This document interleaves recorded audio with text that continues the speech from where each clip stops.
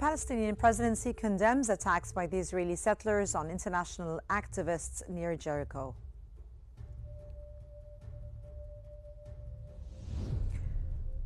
Ukrainian President Zelensky says Russia is intensifying missile and drone attacks to break Ukrainians' resolve.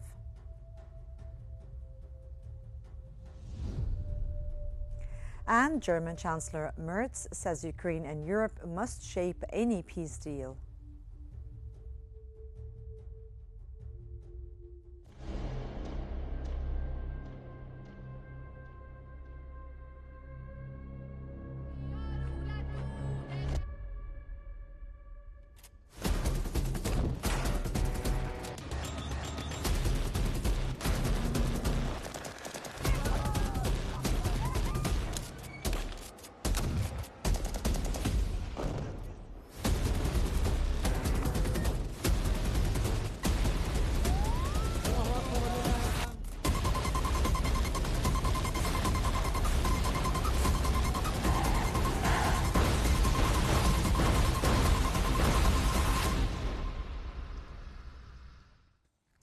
The Palestinian presidency has condemned the attacks by the Israeli colonists on 4 international solidarity activists in the Ain el-Duke area of Jericho.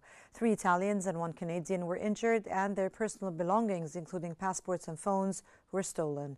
The presidency held the Israeli government fully responsible for the attacks and described them as violations of international law, warning they should not go unpunished. It called on the international community to hold the perpetrators accountable, impose sanctions, and ensure protection for the Palestinians, while advancing efforts towards ending the occupation and realizing an independent Palestinian state with East Jerusalem as its capital.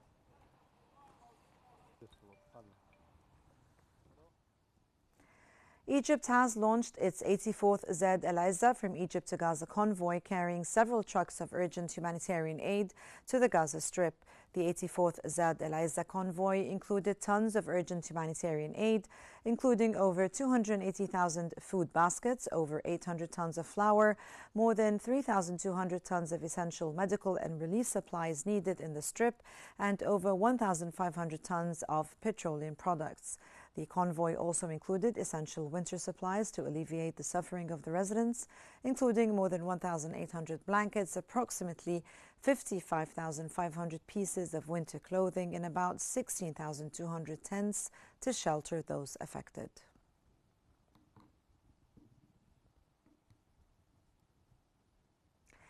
Israeli Prime Minister Benjamin Netanyahu has appeared at the Tel Aviv District Court for the first time since requesting a pardon from President Isaac Herzog for his long-standing corruption cases. The hearing began without judges addressing the pardon request. Netanyahu also sought to postpone his Tuesday court appearance, citing diplomatic and security commitments, which the court said it would consider. Netanyahu faces charges of corruption, bribery, and breach of trust in 3 cases, involving alleged gifts, media deals, and favors to business executives. He denies all charges, and his pardon request has deepened divisions in the Israeli society.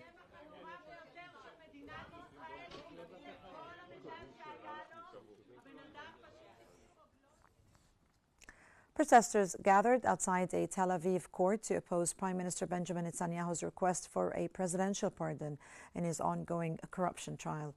Demonstrators in orange jumpsuits chanted against Netanyahu, while one mimicked him with a face mask and prisoner-style performance. Netanyahu asked President Isaac Herzog to pardon him, arguing the 5-year trial hinders his ability to govern. He denies all bribery, fraud, and breach of trust charges, and his lawyers insist he will be acquitted. Herzog called the request extraordinary and said he would consider it.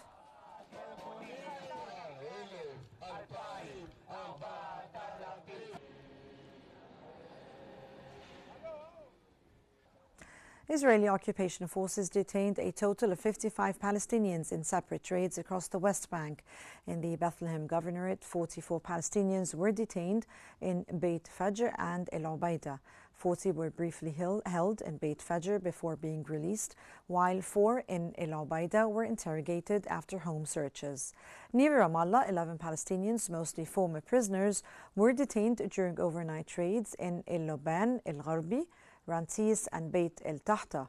Homes were searched and ransacked, with several residents interrogated on the spot.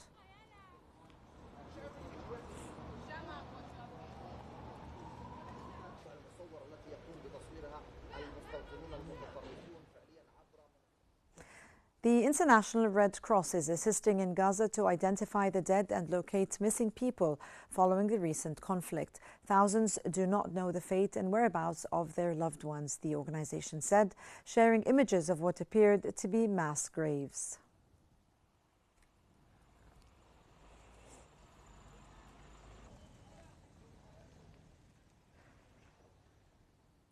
A clinic run by the Egyptian Committee is providing care for women and children in Deir el-Balah in central Gaza as doctors warn of rising malnutrition. The clinic is offering medical support to families in Deir el-Balah, focusing on women and children as humanitarian needs remain severe.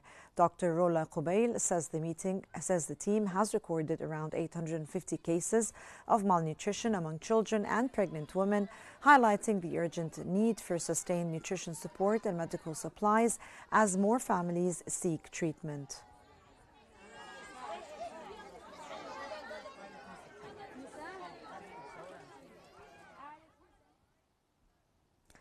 In central Gaza, a girls' club in Deir el-Balah is using art and culture to help teenagers cope with 2 years of war, loss and displacement. The Voices of Tomorrow Club brings together around 60 girls aged 13 to 18, offering a space to step away from the daily pressures of conflict and rebuild confidence and hope. Organizers say activities like art and cultural sessions are used as healing tools, helping participants process trauma linked to displacement, disrupted education, and the loss of loved ones. One participant described the program as restoring a sense of spirit and normal life after years of hardship.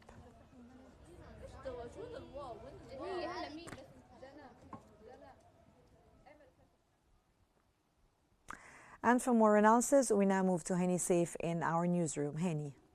Thank you, Salma. Ladies and gentlemen, we're joined by Shuru newspaper editor-in-chief, Mr. Ahmed Eddin Hussein. Mr. Hussein, welcome to Q News. What legal and diplomatic steps can translate the Palestinian presidency's call for accountability into concrete action by partners and institutions? Hello, everyone. I hope you're having a good night. Of course, the diplomatic and legal steps that could turn this into tangible effect is to have something that we can call an international community that is unified and has strength and can impose its decisions on the countries or organizations and institutions. But unfortunately, there is no unified stance internationally.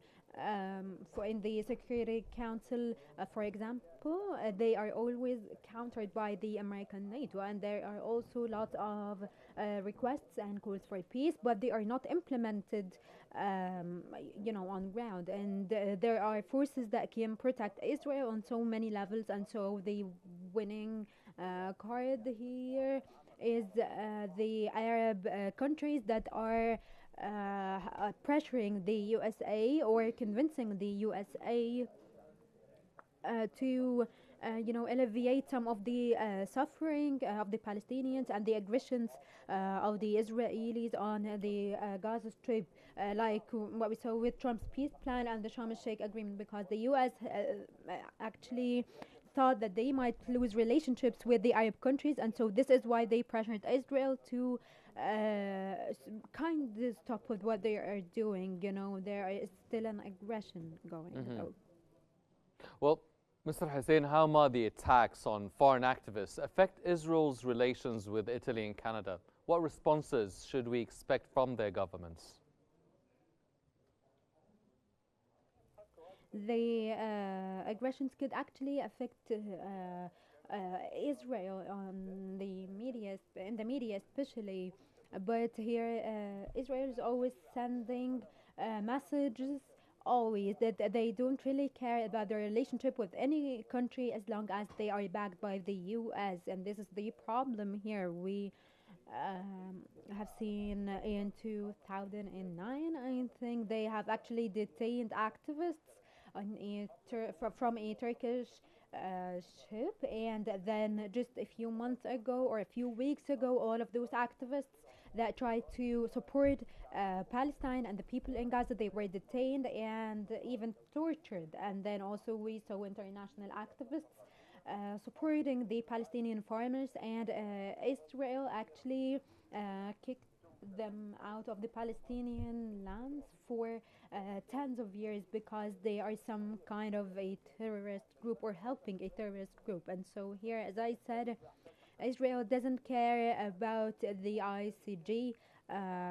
rules, for example, and so they are dealing with the whole world as if they have their own law that they have made, as long as they have the US backing.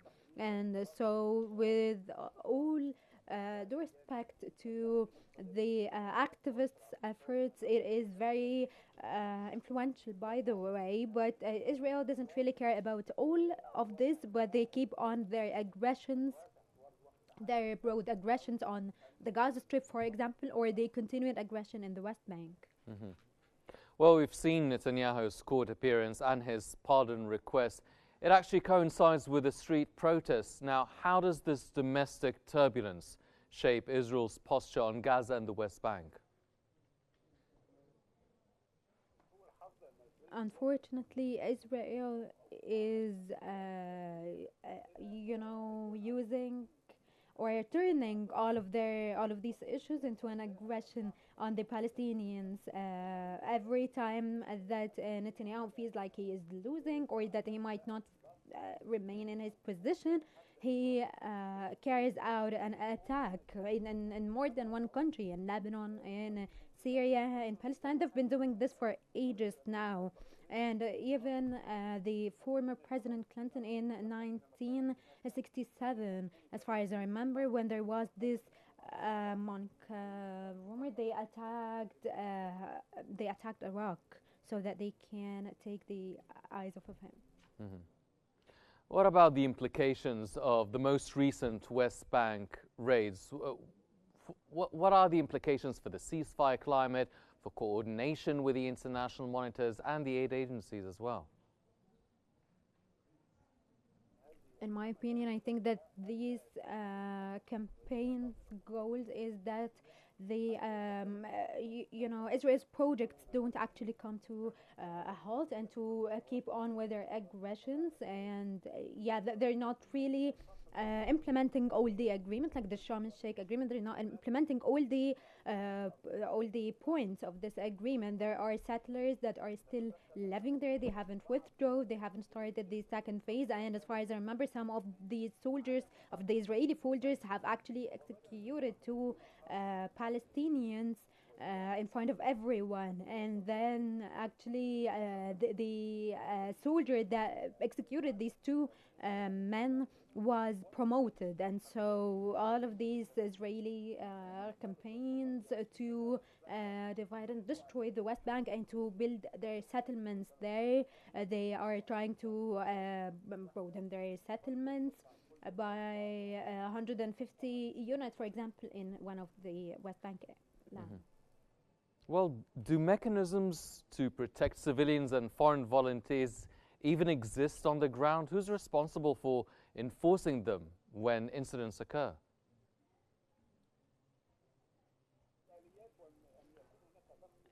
We need international pressure, and we need sanctions on the settlers, sanctions on Israel. I remember that before Trump came, there were some tangible outcomes to impose sanctions on the settlers, to boycott them, for example, and to cut all ties and relationships with the settlers, especially the Israelis that are there. And so this is what could work with Israel. But, having some kind of agreement or condemning their actions isn't going to do much. Mm-hmm. From Cairo, that was Mr. Ahmed Hussein, the editor-in-chief of Shroot newspaper. Mr. Hussein, thank you very much for joining us here on Q News. Now we go back to Salma Al-Fei in our studio. Salma. Thank you, Hani. And now we delve into the latest developments on the Russian-Ukrainian conflict.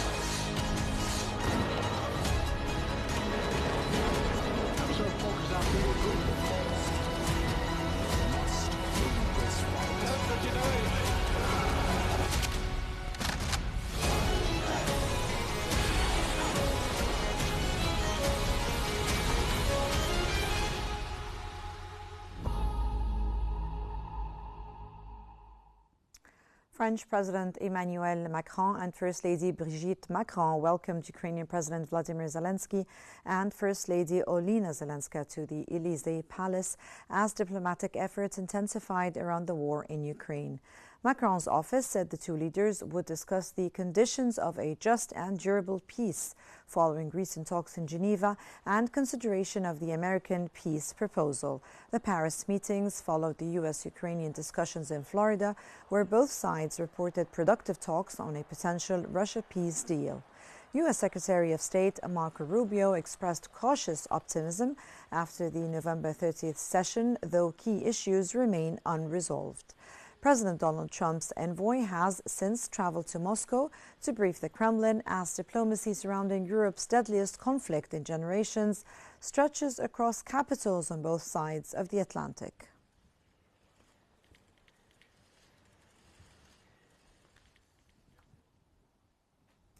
Ukraine's President Vladimir Zelensky says Russia has stepped up missile and drone attacks to try to break Ukrainians' will to keep resisting. Speaking at a joint press conference with France's President Emmanuel Macron, Zelensky said Ukraine is seeing a rise in missile and drone strikes, calling it intense pressure on the population.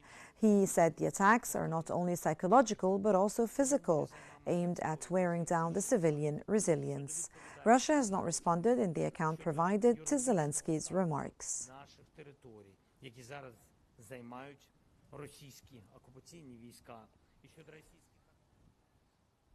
And German Chancellor Friedrich Merz says there must be no dictated peace in Ukraine, insisting Kiev and European allies must be part of any settlement. Speaking alongside the Polish Prime Minister Donald Tusk, Merz said any agreement to end the war must not be imposed and must include Ukraine and its European partners. Tusk echoed the message, stressing the need for Europeans to take joint responsibility for their shared security. The remarks underline European efforts to keep a united position on negotiations, military support, and long-term security guarantees for Ukraine.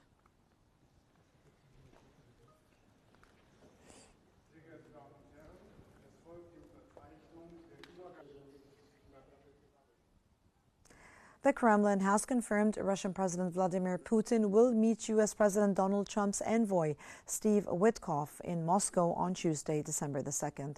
Peskov confirmed the meeting, noting that Witkoff had already mentioned the plan publicly. Asked whether frozen Russian assets would be on the agenda, Peskov declined to comment, saying Moscow would not conduct discussions in a megaphone regime or through the media as it pursues progress in Ukraine peace talks.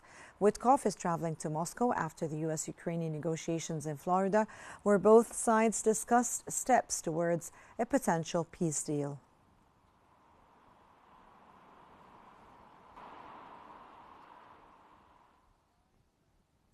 U.S. President Donald Trump has said that talks between the U.S. and Ukrainian officials in Florida are progressing well and expressed hope for an end to the war in Ukraine, which he described as ridiculous and responsible for thousands of deaths. Asked about Ukraine's challenges, Trump cited ongoing corruption but said it would not impede the peace process. He confirmed that U.S. envoy Steve Witkoff is scheduled to meet the Russian President Vladimir Putin in Moscow and declined to set a deadline for a deal. Trump emphasized his desire to save lives and expressed cautious optimism that a peace agreement could be reached. They're doing well.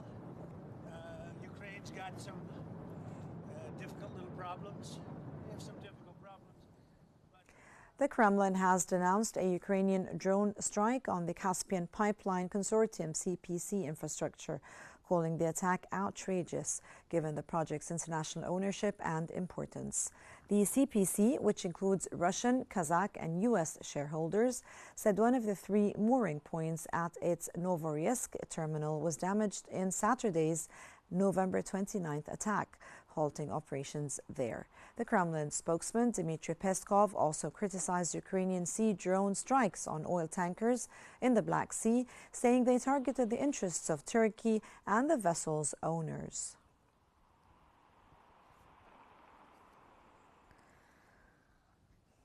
And the EU foreign policy chief Kaja Kallas said today could mark a pivotal week for Ukraine diplomacy as she arrived at a meeting of the EU defense ministers in Brussels.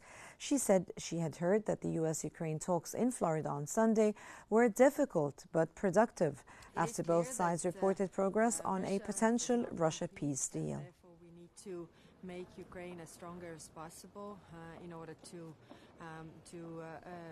them to be ready to stand up for themselves in this very, very difficult time. U.S. President Donald Trump has said the airspace above Venezuela is considered closed due to concerns about people entering the U.S. from the country, including criminals and drug traffickers. He clarified, however, that his warning should not be interpreted as an imminent airstrike. Trump also confirmed he had spoken by phone with the Venezuelan president Nicolas Maduro, but declined to provide details, saying the conversation was neither clearly well nor bad. When asked about reports of a military strike and controversy surrounding Secretary of Defense Pete Hegseth, Trump said he had no acknowledge of a second strike, adding that he trusts Hegseth's denial of involvement.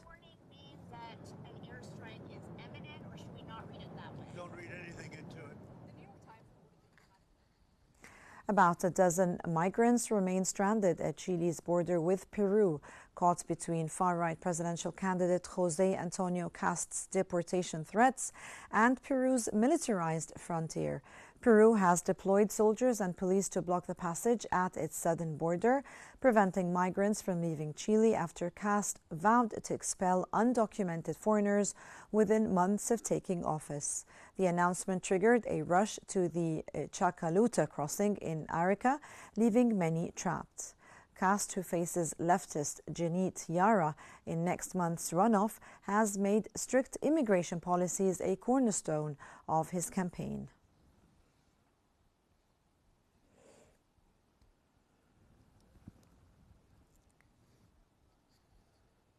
Venezuela's National Assembly has announced that it will activate a special commission and involve the Attorney General's office to investigate killings of the Venezuelans and other Latin Americans in the Caribbean Sea. Assembly President Jorge Rodriguez criticized what he called extrajudicial executions and displayed a Washington Post headline alleging a U.S. strike order to kill them all. He condemned the U.S. Congress for initiating an investigation and said there has been no response from the International Criminal Court, which he said should uphold the Geneva Convention and related protocols.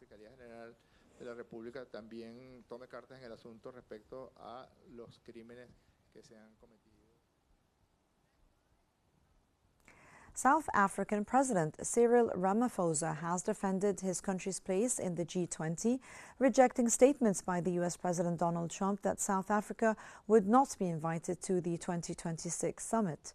Ramaphosa said Trump repeated untrue statements regarding Afrikaner genocide and land confiscation from white South Africans. He added that the country will continue to participate as a full, active and constructive member, despite misunderstandings with the United States, emphasizing South Africa's enduring friendship with the American people. Ramaphosa also criticized a sustained campaign of disinformation by individuals in both countries, saying it threatens national interests, harms jobs, and undermines relations with the U.S. And South Africa is therefore a member of the G20 in its own name. The OSCE election observers said that Kyrgyzstan's weekend parliamentary vote was efficiently administered but constrained by a restrictive campaign environment that limited fundamental freedoms. Allies of President Sadir Japarov secured a dominant majority, reinforcing his grip on power amid an ongoing crackdown on media and opposition. The OSCE warned that excessive control over candidate registration and fear of political retribution had dampened voter engagement. While constitutionally protected, are increasingly limited in practice by new restrictive legislation and its enforcement. Recent fundamental changes to the legal Vilnius Airport in Lithuania temporarily suspended operations after suspected balloons were spotted in its airspace, marking the latest in a series of flight disruptions in the Baltic nation. Since early October, the airport has closed at least 10 times amid sightings of drones and balloons, which Lithuania says are often used by smugglers to transport contraband cigarettes. The government has blamed Belarus and President Alexander Lukashenko, calling the incidents a hybrid attack. In October, Lithuania closed both Belarus border crossings in response, though they reopened last week. Lukashenko dismissed the closures as a crazy scam and accused the West of waging a hybrid war against Belarus and Russia.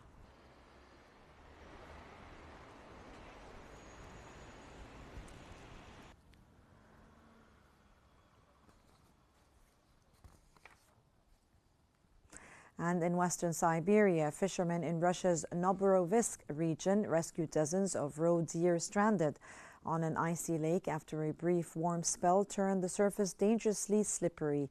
The fishermen say unseasonably mild temperatures melted the snow that normally gives animals a grip on frozen lakes, leaving a wet, slick ice surface. The deer became exhausted and unable to stand, at the risk of freezing or injuring themselves trying to escape. Rescuers carried some animals to shore and used sledges to pull others onto safety. One fisherman said most deer were helped out unharmed and in reasonable condition. As temperatures dropped again, the deer were able to resume crossing without slipping.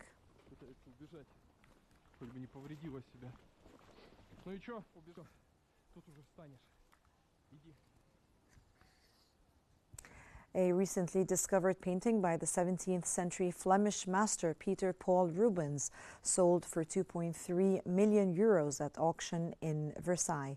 Titled Christ on Cross, the work depicts Jesus on the cross with Calvary and the walled city of Jerusalem in the background. Believed lost since 1613, the painting had remained with the family of the 19th century painter William Bouguereau in Paris before ending up in a private mansion where auctioneer Jean-Pierre Osnet identified it.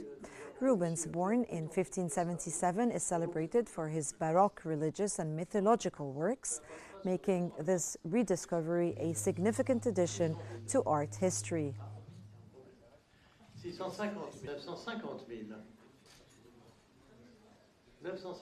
c'est à ma droite. 1,4 million. And John Williams, 71, has finally restored his cherished Aston Martin Vantage DB5 nearly 50 years after buying the car as a young tractor driver in North Wales. He purchased the iconic James Bond car in 1973 for around £900 during the UK fuel crisis and used it as his daily transport. Left on his driveway for decades, the car deteriorated, with local children even climbing on it. And during COVID lockdown, Williams and his wife, Sue, commissioned Aston Martin Works to restore the DB5. 4 years later, the once rusting vehicle is now back to showroom condition and valued at up to £1 million.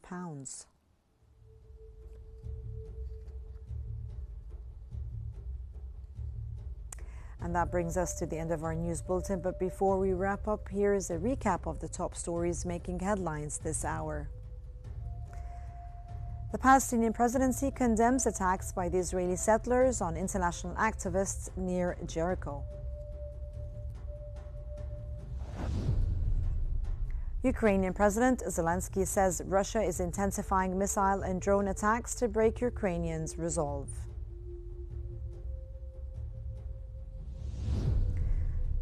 And German Chancellor Merz says Ukraine and Europe must shape any peace deal. And that brings us to the end of our news bulletin. But for more stories and live updates, do follow Q News on YouTube, Facebook, X, Instagram, and TikTok at Q News EG. And from all of us here, thank you for watching and stay tuned for more news on Q News.